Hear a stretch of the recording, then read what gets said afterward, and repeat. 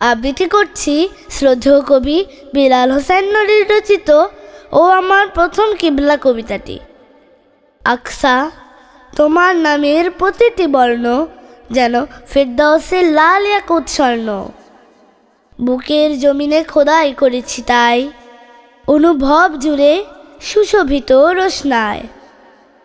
আমার প্রথম সেজদা তোমার বুকে, স্মৃতির পাতায় রেখেছি যতনে টুকে। ও আমার প্রথম কিবলা, তোমার বিরহে অবিরাম পুড়ে যায়।